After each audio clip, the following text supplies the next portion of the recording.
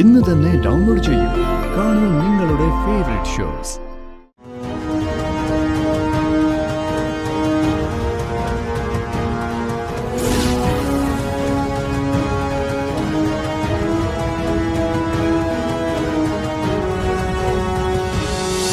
അതുകൊണ്ട് വക്കീൽ പറയുന്നത് വിശ്വസിക്കാൻ എനിക്ക് ബുദ്ധിമുട്ടുണ്ട്. എനിക്ക് സത്യം അറിഞ്ഞേ പറ്റൂ. തമ്പാനെ, എന്താണ ആ CCTV വിഷ്വൽസ് കിട്ടിയോ? ഇല്ലണ്ണ, എനിക്ക് പിന്നെ അവിടെ പോവാൻ പറ്റിയില്ല.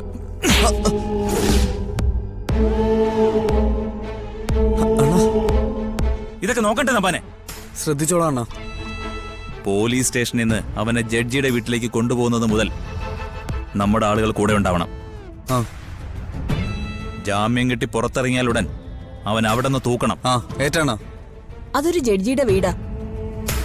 അവിടെ ഒരു വയലൻസ് സിറ്റുവേഷൻ ഒഴിവാക്കുന്നതാ നല്ലത്. ജഡ്ജിയുടെ വീട്ടിൽ നിന്നല്ലോ, റോഡിൽ നിന്നല്ലേ അവനെ പൊക്കുന്നത്. അവനെതിരെ ഒരു അറ്റാക്ക് പോലീസ് എന്തായാലും പ്രതീക്ഷിക്കും. ആ CAക്ക് മധുവിനോട് അത്ര സുഖമല്ലെന്ന് അറിയാലോ. അയാളുടെ സൂക്കേട് ഞാൻ പിന്നീട് മാറ്റിക്കൊള്ളാം. തമ്പാനെ. അണ്ണ,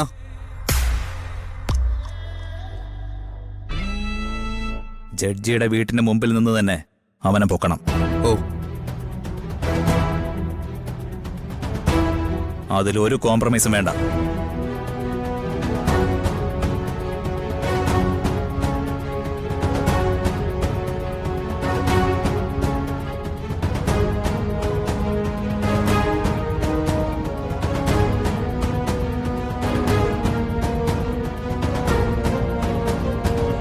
സോറി, ഞാൻ കുറച്ച് ലേറ്റായിപ്പോയി. സ്നേഹം ഉറങ്ങാൻ വൈകി. ചിലപ്പോൾ അവള് ഉറക്കത്തിൽ നിന്ന് പെട്ടെന്ന് ഉണരുകയും ചെയ്യും. അത് സാരമില്ല, നമുക്ക് പെട്ടെന്ന് പിരിയാം. എങ്ങനെയാ നാളത്തെ ധനുഷിന്റെ പ്ലാൻ? എല്ലാം തീരുമാനിച്ചുറപ്പിച്ചിട്ടുണ്ടല്ലോ അല്ലേ? ഒന്നും പേടിക്കണ്ട, എല്ലാത്തിനും ഞാൻ കൃത്യമായൊരു പ്ലാൻ തയ്യാറാക്കിയിട്ടുണ്ട്. ജാമ്യം കിട്ടിയാൽ ഉടൻ തന്നെ ഞാൻ അനൂപേട്ടനെയും കൊണ്ട് പോകും. അതിനുള്ള അറേഞ്ച്മെന്റ്സ് ഒക്കെ ഞാൻ ചെയ്തിട്ടുണ്ട്.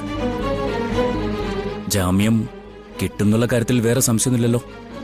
ഇല്ല, ഉറപ്പായിട്ടും ജാമ്യം കിട്ടുമെന്ന് തന്നെയാ വക്കീല് പറഞ്ഞത്. ഇക്കാര്യത്തില് ആ CI നമ്മളെ നല്ലതുപോലെ സഹായിക്കുന്നുണ്ട്. അതാ ആകെയുള്ള ആശ്വാസം. മധുവിന്റെ ആളുകളെ അങ്ങനെ കുറച്ച് കാണരുത്. അവരെ ഞാൻ ഒരിക്കലും കുറച്ച് കാണുന്നില്ല. പക്ഷേ നമ്മുടെ മുന്നിൽ ഒരൊറ്റ ലക്ഷ്യമേ ഉള്ളൂ, അനൂപേട്ടനെ രക്ഷിക്കുക. അതിൽ കുറഞ്ഞ ഒന്നിനും നമ്മൾ തയ്യാറല്ല. അതുകൊണ്ട് തന്നെ നമ്മളിതിൽ വിജയിക്കും.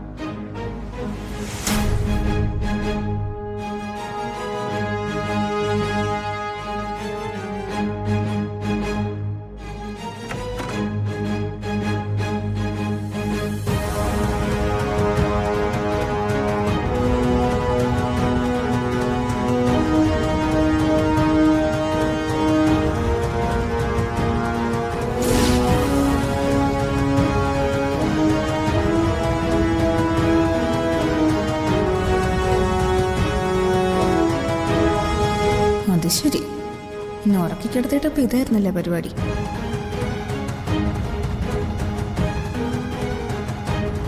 ഞാൻ പറഞ്ഞത് കേൾക്കാതെ വീണ്ടും അവരുടെ കൂടെ ഇറങ്ങി പുറപ്പെടാനാ പ്ലാൻ.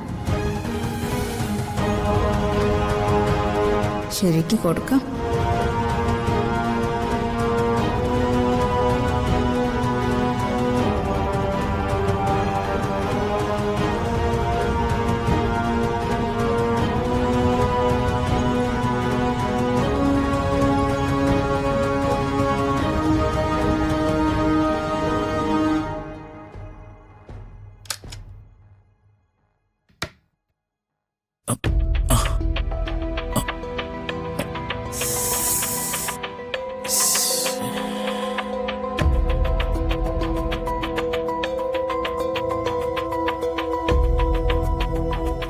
പാളിയല്ലോ ദൈവമേ.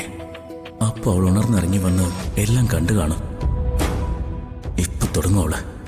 ഇന്നത്തെ കാര്യം അടിപൊളിയായി. ഇനിയിപ്പോ എന്ത് ചെയ്യും?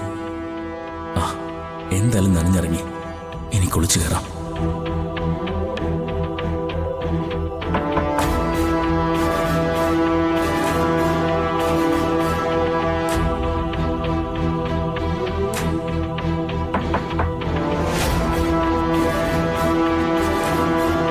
സ്നേഹേ, വാതിൽ തുറക്ക് സ്നേഹേ.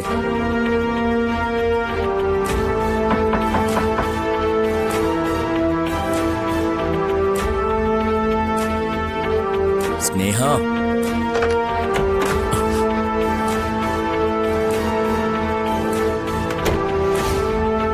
നീ എന്തിനാ വാതിൽ കുറ്റിയിട്ടത്?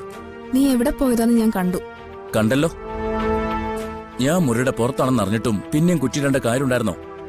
നിന്റെ ഈ ഒളിച്ചുകളി ഞാൻ അറിഞ്ഞെന്ന് അറിയിക്കാൻ വേണ്ടി തന്നെയാ കുറ്റിയിട്ടത്. അറിഞ്ഞല്ലോ. എന്നാ പിന്നെ നീ വാതിലടച്ചേക്ക്.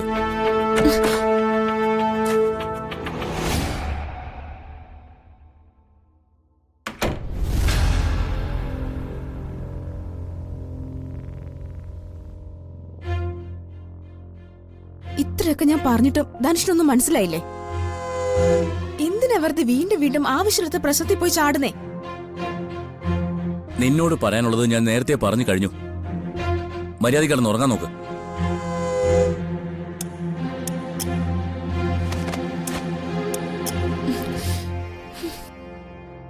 അങ്ങനെ ഇപ്പൊ ഉറങ്ങണ്ട. എന്റെ ചോദ്യത്തിന് മറുപടി പറഞ്ഞിട്ട് ഉറങ്ങിയാ മതി. എന്താ നിന്റെ ഉദ്ദേശം? രാത്രി ഗൂഢാലോചന നടത്താൻ പോയിരിക്കുന്നു. ഇതിന് ഞാൻ സമ്മതിക്കില്ല. നീ എന്തിനാ അവരോട് വൈരാഗ്യം കാണിക്കുന്നേ? അവരെ നേരിൽ കാണുമ്പോ ഒരു സ്വഭാവം, കാണാത്തപ്പോ മറ്റൊരു സ്വഭാവം. ഈ ഡബിൾ ഗെയിം നല്ലതല്ല. എനിക്ക് ഇങ്ങനെ പറ്റൂ. പക്ഷെ എനിക്കത് പറ്റത്തില്ല. ഞാൻ നന്ദി കേട് കാണിക്കില്ല. അവരുടെ വയറ്റിൽ കിടക്കുന്ന കുഞ്ഞിന്റെ ദോഷം കൊണ്ടാ നമ്മുടെ കുഞ്ഞു പോലും ഇല്ലാതായത്. നീ അത് മറക്കരുത്. ഞാനത് വിശ്വസിക്കുന്നില്ല. ഏതോ ഒരു ജോത്സ്യൻ വിവരക്കേട് പറഞ്ഞെന്നും കരുതി അത് വിശ്വസിക്കാനും മാത്രം ഞാനൊരു മണ്ടനല്ല. ജ്യോതിഷം കള്ളമല്ല. ആ, പക്ഷെ ജോത്സ്യന്മാര് പലരും കള്ളന്മാരാ. പൈസയ്ക്ക് വേണ്ടി എന്തും പറയാൻ മടിക്കാത്തവര്. അങ്ങനെ ഏതോ ഒരുത്തനാ ഈ വിവരമില്ലായ്മ പറഞ്ഞത്. അത് വിവരമില്ലായ്മയാണെന്ന് നീ പറയും. ഇനി നീ ഇത് എന്നോട് സംസാരിച്ചു പോരുത്. സംസാരിക്കും. നിന്നെ കൂടെ കൊലയ്ക്ക് കൊടുക്കാൻ ഞാൻ അവരെ സമ്മതിക്കില്ല. എനിക്ക് നീ മാത്രമേ ഉള്ളൂ. ചാവാൻ വിധിയുണ്ടെങ്കിൽ ചാവും. അത് നീയാണെങ്കിലും ഞാനാണെങ്കിലും.